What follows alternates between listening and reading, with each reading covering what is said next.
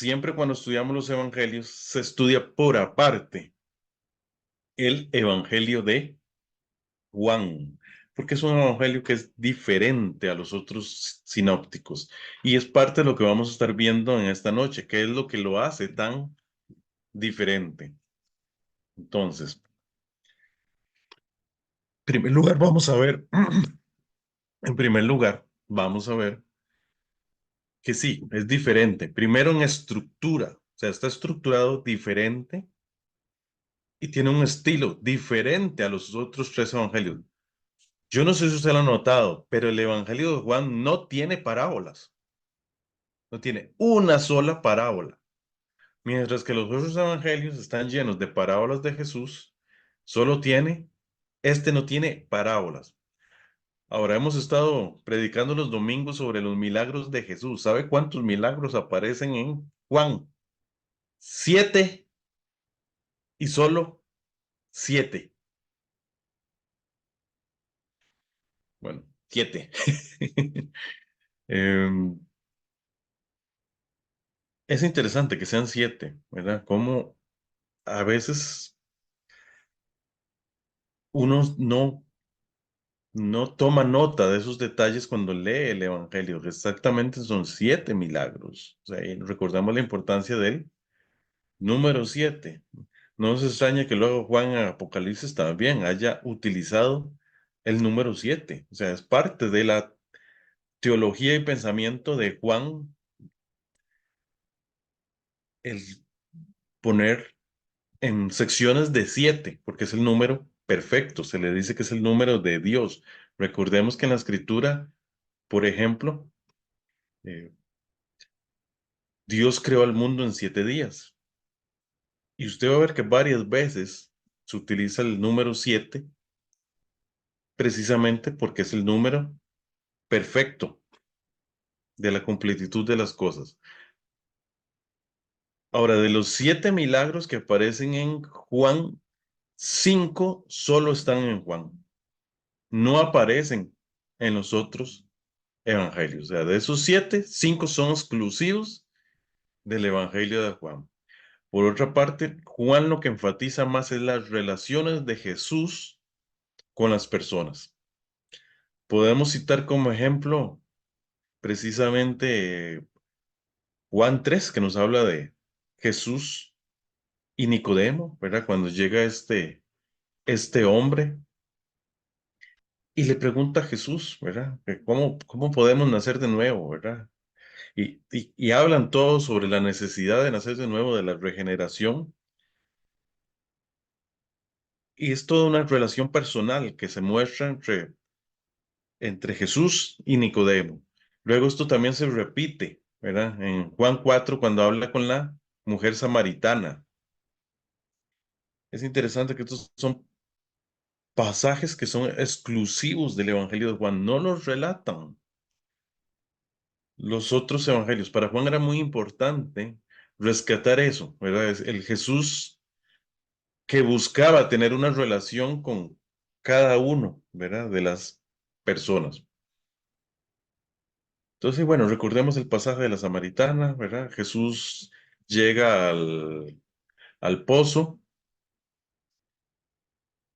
pide agua a una mujer, bueno, y todos conocen el pasaje, no vamos a entrar en detalles que en este momento lo más importante es rescatar, ¿verdad? Que Juan es un evangelio relacional. Ahora, ¿quién escribió el evangelio de Juan? O según San Juan, bueno, fue Juan, el hijo de Zebedeo, uno de los 12 apóstoles. Recordemos que no todos los evangelios fueron escritos por los 12 apóstoles. De hecho, solo dos de los evangelios fueron escritos por dos de los 12 apóstoles. ¿De cuáles son? Repasemos. Mateo y ahora Juan fueron los únicos escritos por discípulos de Jesús. Recordemos que Marcos fue escrito por Juan Marcos, el sobrino de Bernabé, que según la tradición y según lo que leímos la semana pasada en el estudio, ¿verdad? Que cuando yo les hablaba de la tradición, les hablaba que el que escribe principalmente sobre eso es el historiador cristiano Eusebio de Cesarea. es el que rescata toda la tradición de los primeros siglos. Según la tradición, o según Eusebio de Cesarea,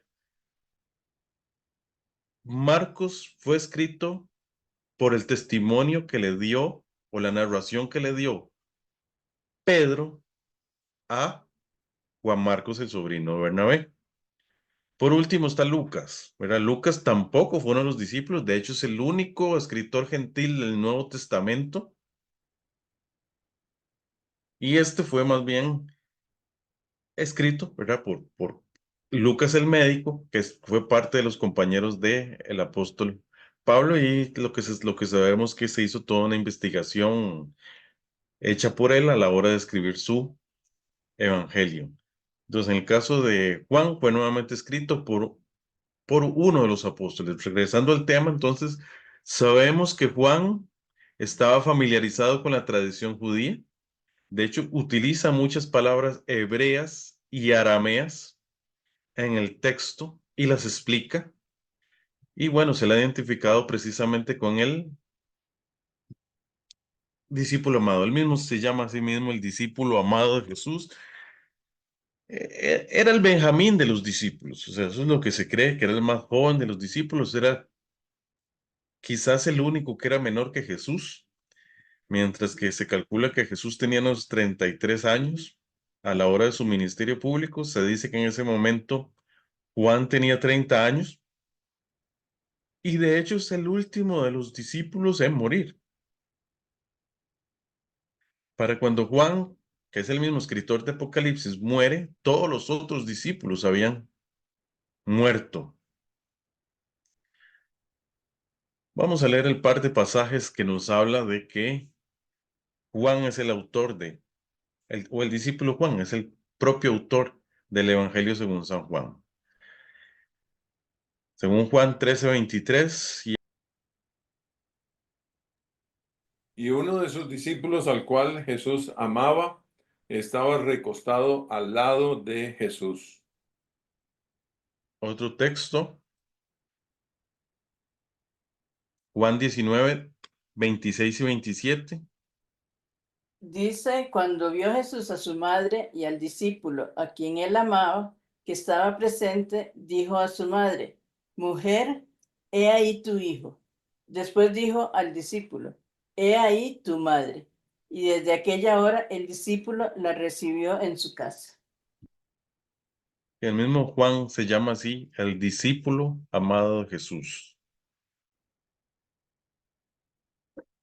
Hablemos de algunas características del Evangelio de Juan. En primer lugar, su propósito es que los hombres puedan tener la fe que salva y les presenta a Jesús como el Hijo de Dios. O sea, ese es el propósito.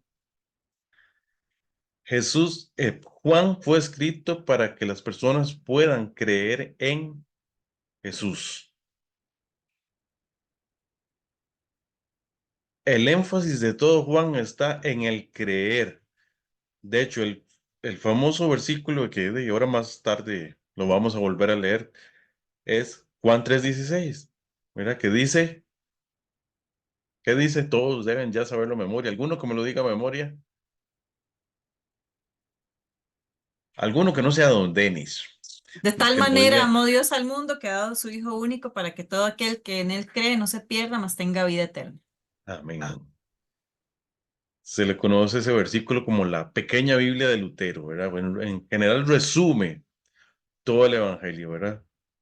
Porque de tal manera amó Dios el mundo que envió su único Hijo para que todo aquel que en él crea, y escuche la palabra crea, no se pierda, más tenga vida eterna.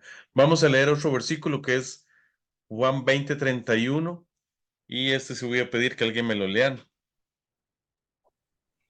Pero estas cosas se han escrito para que crean que Jesús es el Cristo, el Hijo de Dios, y para que creyendo tengáis vida en su nombre.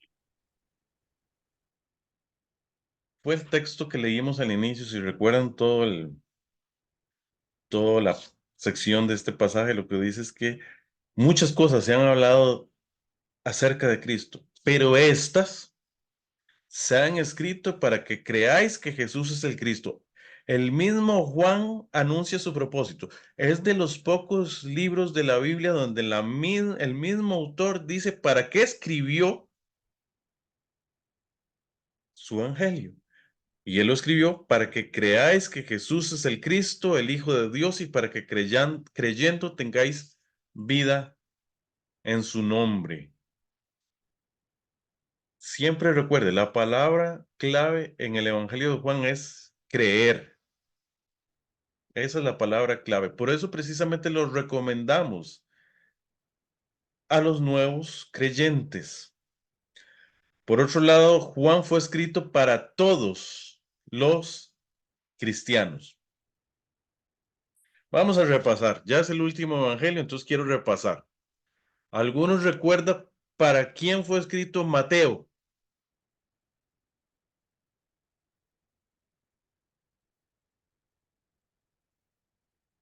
Tal vez alguno de los que tomó notas puede revisar sus notas. ¿Para quién fue escrito Mateo?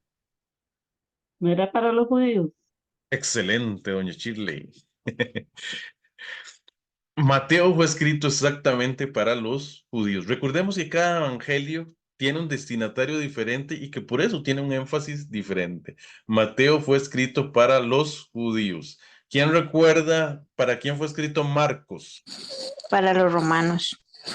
Para los romanos. Entonces, Romanos fue escrito para una iglesia mixta donde había mezclados judíos y gentiles. La iglesia en Roma estaba mezclada.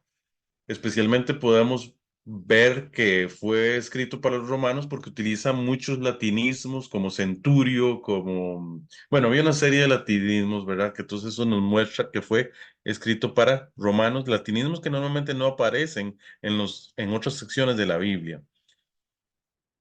Por otra parte, Lucas, a ver, ¿quién recuerda para quién fue escrito Lucas? Para los gentiles. Para los gentiles, excelente. Otra vez, doña Cecilia, que excelente, que se acordó. Fue escrito para los gentiles. Y por último, Juan está dirigido a todos los cristianos. No fue dirigido solo a los hebreos como Mateo, o solo para los judíos, no fue dirigido solo a los gentiles como Lucas, no fue dirigido a una iglesia en particular como el Evangelio de Marcos, sino que es dirigido a todos los creyentes. También es importante que presenta a Jesús como el Hijo de Dios. Recordemos que cada uno de los evangelios nos presenta a Jesús enfatizando algún atributo en particular de él o algún título en particular de él. En el caso de Mateo, recordemos que presentaba a Jesús como el Rey. Marcos como el siervo de Dios. Lucas como el Hijo del Hombre. O sea, está enfatizando su divinidad y humanidad al mismo tiempo. Y por último, Juan presenta a Jesús como el Hijo de Dios, enfatizando principalmente su divinidad. O sea, en cada uno hay un título especial por el cual más se le llama o mayormente se les llama a Jesús. Como les he dicho antes, el Evangelio de Juan es bastante relacional, entonces insiste en la relación personal con el hombre. De hecho, hay 27 entrevistas personales en el Evangelio de Juan. Esto ya lo leímos. Insiste en la naturaleza divina de Jesús sin dejar de lado su naturaleza humana. Recordemos cuando estábamos hablando, ¿verdad? Que el principal título con el que llama Juan a Jesús es el Hijo de Dios. Nuevamente el 7, ¿verdad? Ya lo habíamos mencionado, que tienen 7 milagros, ahí los pueden ver. Si alguno quiere anotarlo, ¿verdad? Y en este momento no le da tiempo, después les podemos pasar la diapositiva, ¿verdad? Que básicamente son 7 milagros que aparecen en Juan: la transformación del agua en vino, la sanidad del hijo del oficial del rey, la sanidad del paralítico, la alimentación de los 5,000, Jesús caminando sobre el agua, la sanidad del ciego de nacimiento y la resurrección de Lázaro. Son los 7 milagros que aparecen en el Evangelio de Juan. Por otra parte, aparecen 7 yo soy.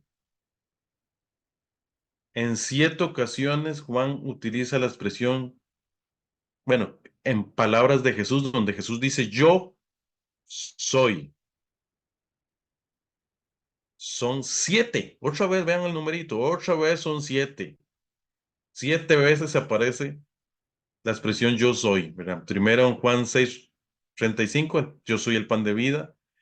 Yo soy la luz del mundo en el 8:12 y en el 9.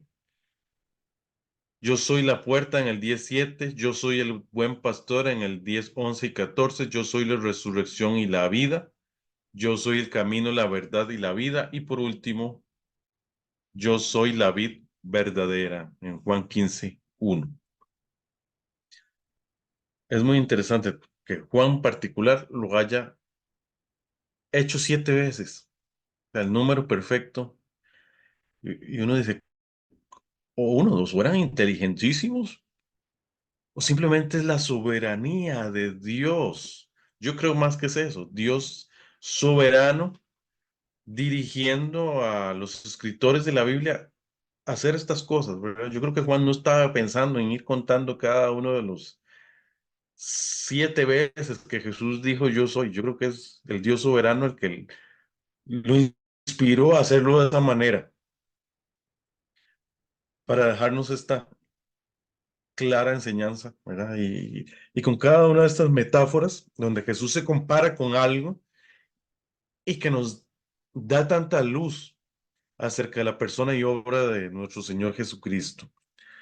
En general, podemos entender que Juan es diferente, o sea, el Evangelio de Juan es diferente, pero complementa muy bien a los otros 3 evangelios conocidos como los sinópticos. Cerramos mencionando el versículo que todos debemos saber de memoria, que es Juan 3:16. Porque de tal manera amó Dios el mundo, que ha dado su Hijo unigénito, para que todo aquel que en él crea no se pierda, mas tenga vida eterna.